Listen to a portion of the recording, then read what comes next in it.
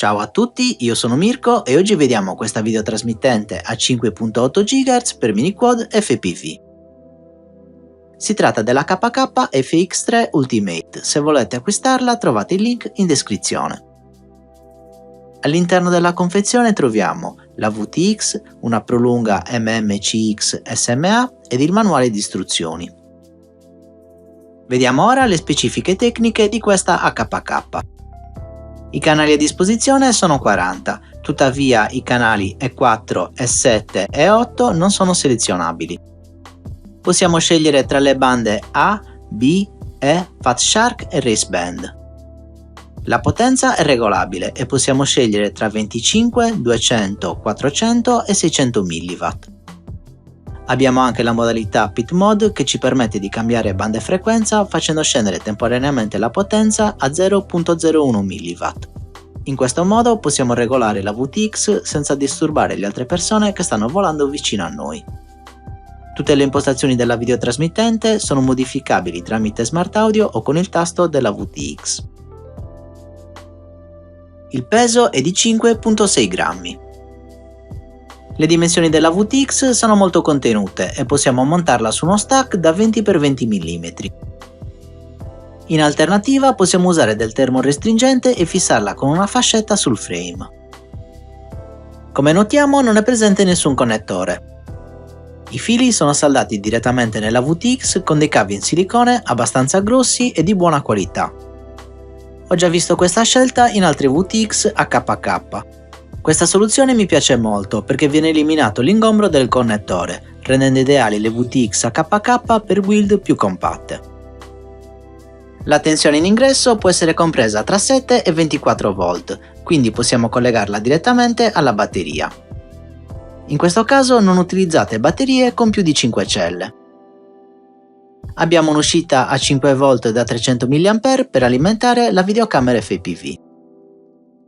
Il cavo verde è per lo Smart Audio, grazie al quale possiamo modificare tutte le impostazioni della VTX tramite l'USD di Betaflight o il Lua Script della Taranis. Lo Smart Audio va collegato nel TX di una UART libera. Per UART libera intendo una porta che non abbia utilizzato né il TX né l'RX. Infatti vi ricordo che nelle porte UART possiamo collegare solo una periferica alla volta.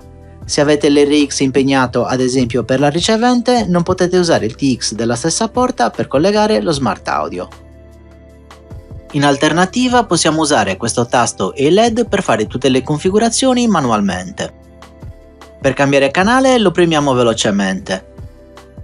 Per cambiare la banda lo teniamo premuto per 2 secondi. Per cambiare la potenza lo teniamo premuto per 4 secondi. In questo lato notiamo il microfono, grazie al quale possiamo sentire l'audio dei motori direttamente in cuffia o nei filmati DVR. Questo contribuisce ad aumentare l'immersione durante il volo e rende più belli i nostri filmati DVR. Come notiamo, questa VTX ha un doppio connettore per l'antenna.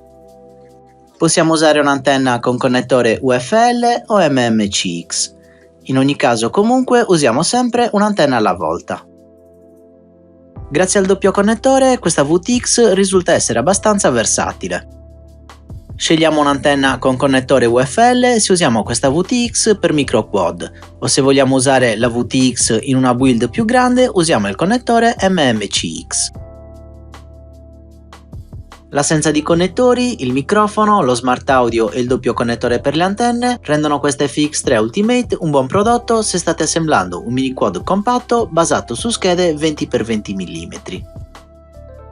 Le dimensioni e il peso contenuto risultano essere una buona caratteristica anche se state assemblando un drone racing.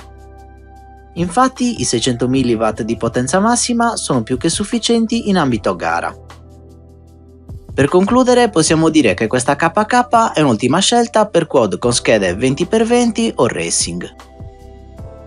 Questa era la mia recensione della KK FX3 Ultimate.